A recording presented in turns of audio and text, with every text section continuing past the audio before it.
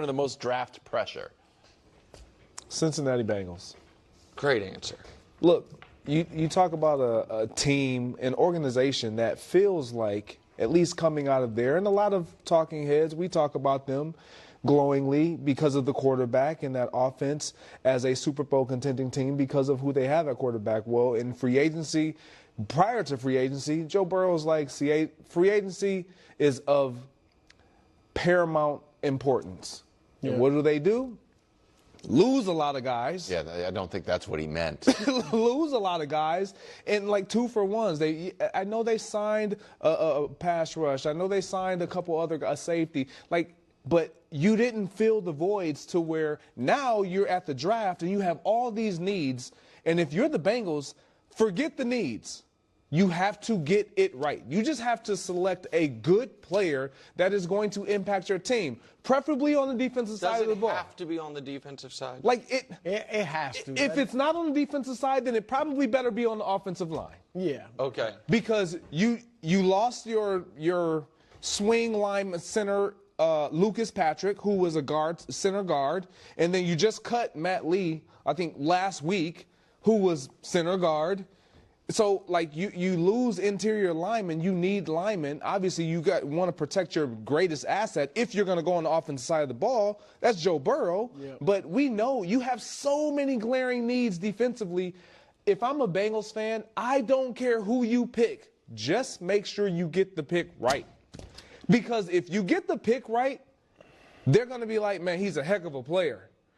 But if you go for need and you get that wrong, it's like what they've been doing over and over again every year. I like your answer, but I'm going to one-up you. Oh, wow. And go Bengals South. No. Okay, I want to stick with the Bengals because I think they're each telling a different team, and so I'll just cover kind of each team separately because otherwise the conversation gets kind of crazy. Clears throat, yeah, I think it's obvious that the Cincinnati Bengals are under the most amount of pressure. I think it's probably safe to say that the Bengals have failed their quarterback more so than any other team out there if we're being honest with ourselves. I don't even think that's really that much of like a hot take or anything like that. If we're looking at all the teams that even have remotely competent quarterback play. The Bengals are just at the bottom of supporting them. And I just made this in a previous video. I forget which video it was. I think it was a Mendoza video cause people are trying to compare Mendoza to Joe Burrow, and it's just like Joe Burrow in 2024 threw 70% completion percentage, 4,918 yards, 43 touchdowns, 9 interceptions, and a 108.5 passer rating. And he had the worst O-line in the NFL. And clearly the lowest time to throw, and he absolutely balled. And he didn't even make the playoffs. And T. Higgins did not play the full season. He missed like 3 or 4 games. So, it's like, yeah, he had Jamar Chase, bottom of the barrel run team, and the defense was obviously an insane mess. It's just and people still would like to blame Joe Burrow for that. Well, he wasn't good enough or what he did against Miami. And it's just like, I'm like exhausted by those types of takes because they're such nonsense. And I've said this, a lot, but I haven't really had an opportunity to say it a lot recently because the Cincinnati Bengals have been so irrelevant. That's just the reality. They've genuinely been irrelevant, which is insane when Joe Burrow is your quarterback. And that if the Bengals were actually a well-run team, Joe Burrow could be on the track to be in the GOAT conversation. That's the reality. Now, again, Joe Burrow has also been injured and that's been undeniably an issue and frustrating and unfortunate. Not downplaying that or denying that. That's just the way it goes sometimes. But the Bengals have simply not been good enough of supporting and building teams around Joe Burrow. Joe Burrow could easily have multiple Super Bowl wins if he played for the 49ers. I just used the 49ers as an example. Clearly like to think that Joe Burrow is not worth at least 3 more points than Brock Purdy. Really? Come on. Come on. If he's played for the Rams, if he's played for the 49ers, the Eagles, the Chiefs, it's just like, of course he's in there. We can add the Broncos now. Add the Broncos to the list. Add the Patriots to the list. Just add all these teams to the list. And it's so crazy how you can be in a position where if you just go to the right team, if your team just does right by you, you could be in a position to rip off multiple Super Bowls and be in the GOAT conversation. And it's just like if Joe Burrow was drafted by the Kansas City Chiefs, he's living Patrick Mahomes' life. He does his, and Patrick Mahomes is living Joe Burrow's life if he goes to the Bengals. And it's just crazy to me. It really is, and it's such a roll of the dice. And I Bengals fans have to be able to hold their team accountable in a way. In a way that you see the Eagles hold the Eagles, fans hold the Eagles accountable. And because of that, that team is relentlessly pushing to constantly win. And it's just like I don't see that from a team like the Bengals, and it's just like what do you do from here? And it's so tragic because we have been robbed of just such incredible moments with Joe Burrow. Because he is special. Even at a game that was a loss with the Rams versus the Seahawks, right, with Matthew Stafford. Like, the fact that he's just in LA and now he's in that position in the NFC Championship game. I mean, that game was incredible. That game was awesome. That game mattered. And that game felt in a lot of ways like equally matched because of how the defenses were operating, the offensive coaching on both sides. You could see that this was a true battle. Even in the actual Bengals battles against like specifically the Kansas City Chiefs, you know who Andy Reid and Spags are.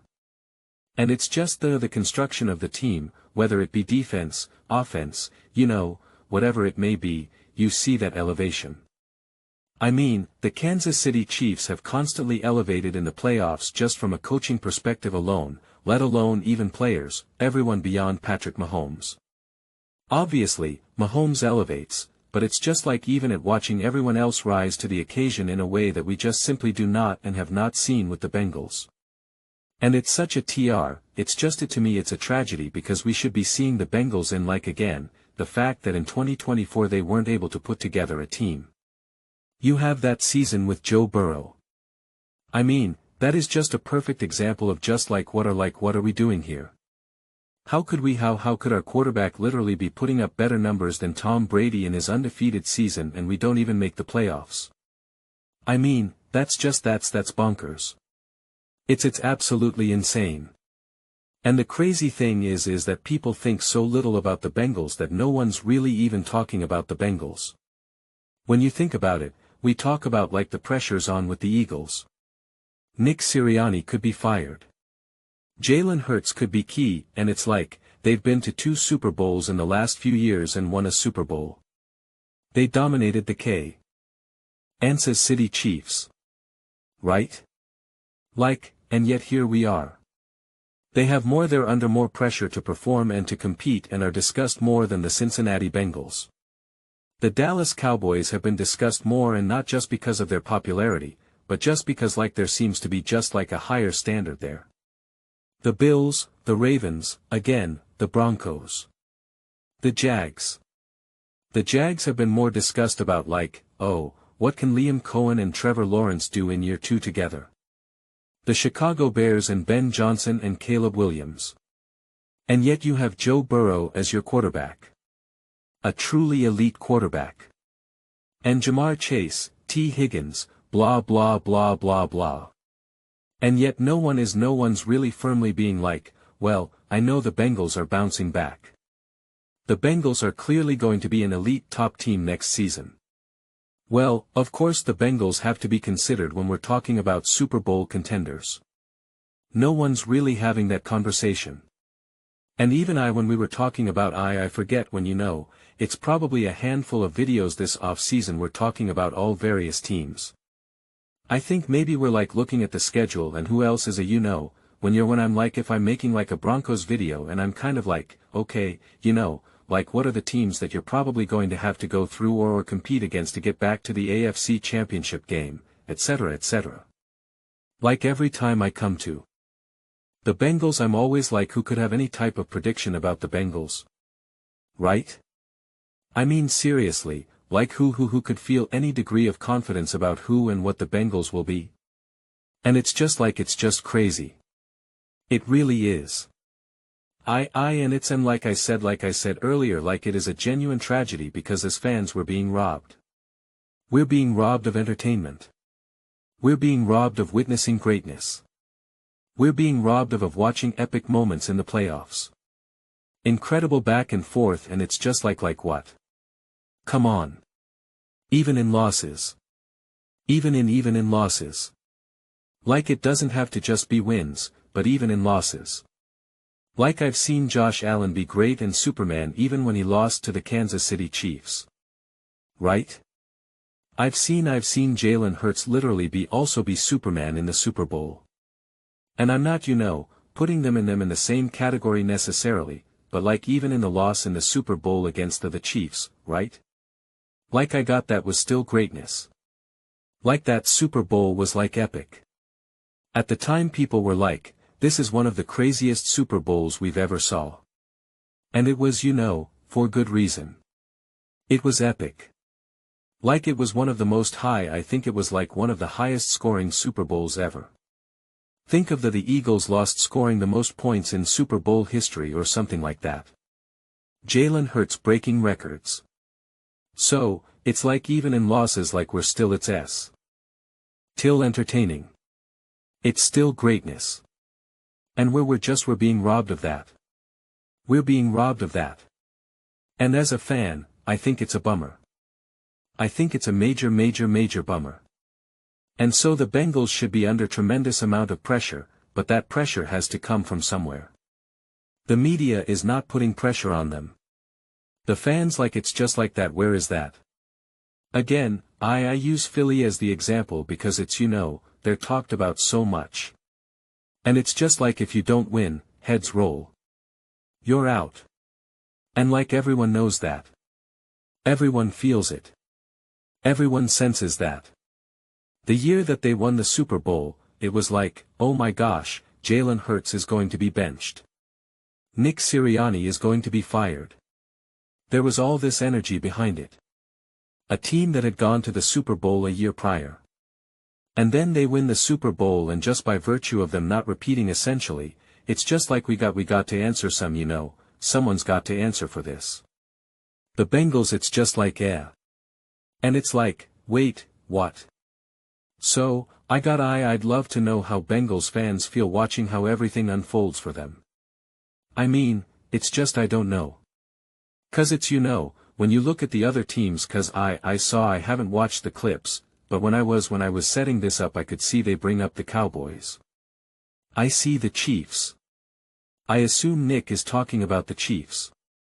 Yeah, of course. And it makes sense because those teams are held to a standard.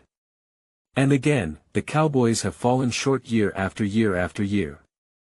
I'm not denying that, but they are at least held to a standard. They are at least making changes. And say what you will about Jerry, like he does make moves. They may not be the best moves that you love, but they're still moves. He still is trying. He's firing coaches, right? He's hired what? Dak has now had 3 different coaches. All these different defensive coordinators and whatnot. So, like it is something. And I do think that the Chiefs are under more pressure, 'cause that's why I'm going to make another video talking about the Chiefs. I do think the Chiefs are under more pressure than the Bengals, and under the most pressure because of what's at stake. 'Cause the Chiefs can actually win a Super Bowl. And this is the last heart of the prime of Patrick Mahomes, these next 3 years. So, it's like this might be the best draft selection order that you'll have for the rest of Mahomes' career. So, it's like you better take advantage of it. To get after it. And yet again with the Bengals, I mean, like, think about the conversations that we even have in the media, where it's just kind of like, will Josh Allen win a Super Bowl? Will Lamar Jackson win a Super Bowl? Like, those are the conversations that they're having. And like we don't even bring up Joe Burrow and the Bengals anymore. At all. During the off-SE. Ace, and it was always like, oh, what are the Bills going to do? And they go out and get DJ Moore. Like, what are the Ravens going to do? And it's like, oh, maybe they trade for Max Crosby. We know they get Trey Hendrickson. Yeah, right? Like, it's like Lamar Jackson and his new coach, like, what's that going to look like? And Josh Allen and his new coach, like, what's that going to look like? There's like all this. Again, even the Chiefs, that energy, Bieniemy, etc. The Broncos, Jalen Waddle. It's like all this energy of like, okay, what are you going to do to like take this next step forward? What are you going to do to be more resilient? What are you? And it's like the conversations are real, loud, and prominent. And they are essentially non-existent for the Cincinnati Bengals. I don't even feel pressure to try to find the Bengals, like if I don't make a Bills video or Ravens video, you know, any of like the main teams, and a little bit I'm like, I got to look maybe a little bit harder to find some of these videos, cause like I got to make a Bills video, right? I got to, you know, so like I got to cover this team. I got to talk about them. I got to figure out what they've been up to, etc. etc. I feel zero pressure with the Bengals. Because it feels like it genuinely doesn't matter. They're not part of the conversation. They're not part of the global football conversation at large. And again, that's insane. That's insane. And I don't want to hear, well, it's Cincinnati. And of course Dallas has the largest fan base. I get it. I do, but it's like Bills don't have the most massive fan base out there. The Jags certainly don't. And yet the Jags in a weird enough way feel more important to the global conversation of in the sports world than the Cincinnati Bengals. I feel more pressure to talk about the Tennessee Titans and Cam Ward and Robert Saleh and Brian Dable and what that's going to look like, the Raiders, the moves that they're making. It's like I feel the pressure. By pressure I mean like positive pressure. I don't mean, you know, like I mean kind of like there's the motivation to like talk about these things. There's a lot of energy behind it. And if I don't talk about it, I feel like I'm missing out. I feel like I'm not doing a good enough job of having the right conversations and bringing the right talking points. As well as it just feels like I'm being left behind then, cause it feels like everyone else is having the conversation and I'm not. So, that's what I mean by pressure. And I feel none of that with the Cincinnati Bengals. None of that. No one's like, oh, why aren't you talking about Joe Burrow and the Bengals? Cause it's like, it doesn't really matter. And we have all these other conversations if it's like Josh Allen versus Lamar Jackson or Josh Allen versus Patrick Mahomes, Lamar Jackson versus Patrick Mahomes, and you know, Brock Purdy with He 49ers or Jalen Hurts and the Eagles. It's like, how do we figure out who these quarterbacks are? Who's better? Who's worse? Who's benefiting from coaching? Who's not? Like all of this is in the conversation. No conversation about Joe Burrow whatsoever. It's just not part of the conversation. That is an epic failure. That is an epic failure. Epic failure. And again, I want to emphasize cause I'm going to end here. Joe Burrow does contribute to that with some of his injuries. I don't mean like, you know, contribute as in like it's in his control, but like yeah. The injuries are part of that story. But to me they're kind of like 30% of it. And the rest is the Bengals 70. And I don't blame Joe Burrow for anything. Don't point out to anyone who's like, well, he wasn't good enough in this game. Well, he wasn't good enough in that. And it's like I don't want to hear it. No one's flawless. No one's perfect every single game and every single moment. Not Mahomes, not Josh, not Lamar. Patrick Mahomes has not been great start to finish in many games and have won Super Bowls in those games, okay? So, this is like I don't want to hear it. I don't want to hear it. So, I don't know. It's really bizarre to me. It's at the bare minimum the Bengals should have as much momentum and as much staying power in the conversation as at least the Bills or the Ravens, or at the bare minimum the Pittsburgh Steelers with like Russell W. Wilson, Justin Fields and Aaron Rodgers. Aaron Rodgers we know 'cause he's like a lightning rod there. But any of those quarterbacks had more momentum and energy and staying power in terms of like when the conversation gets brought up, it lingers and everyone's talking about it, and in the comments section you're like revisiting a comment from like a week ago just because like you really want to reply to it. Like with Russell Wilson had more energy than Joe Burrow. And the Cincinnati Bengals. Like that can't be. That can't be. It makes no sense whatsoever. J.J. McCarthy with the Minnesota Vikings was a bigger talking point than Joe Burrow. Like it just doesn't, it makes no sense. And Joe Burrow is so elite. Joe Burrow is such an insanely gifted quarterback.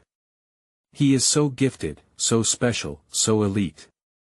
And yet we can't even cultivate an environment where that can really flourish and thrive and at the bare minimum at least be a regular talking point in the NFL ecosystem. That's how you know things are messed up. That's how you know that when just with Justin Fields with the Pittsburgh Steelers is a more of a conversation, feeling a more sense of momentum and ability to win games and be able to even go on a playoff run than a Joe Burrow-led football team. Even with Jamar Chase and T. Higgins, two great receivers to work with. It's just a failure from to just at epic proportions. If and I'm definitely going to end here. If Greg didn't even say TH. Bengals like nobody was even probably thinking about the Bengals. And ironically, I was thinking about the Bengals in an earlier segment. That's why I know I wanted to jump on this, 'cause they were talking about like, oh, where would you like to see Jeremiah Love go to, and you could see the Bengals.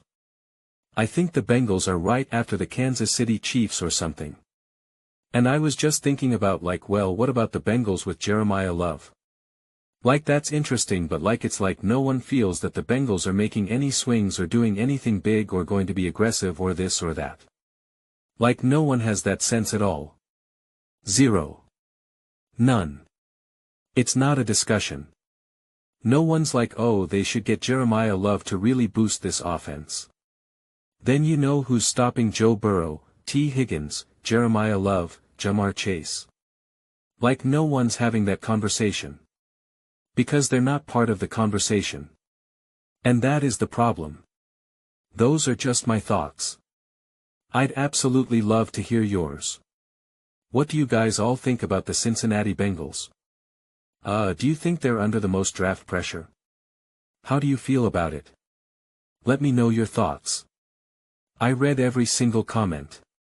So whether you agree with me or disagree with me, either way, let's get into some discussions. Let's get into some fights, but ultimately, let's just have some fun. And please do consider subscribing. We're building an amazing community here and I'd absolutely love to see you part of it. I want to build something that we all generally feel connected to. Something that we're really excited to be part of. I think we're well on our way to doing it. Please don't forget to give this video a thumbs up, as it really does help the visibility and the algorithm. Thank you so much. See you next time.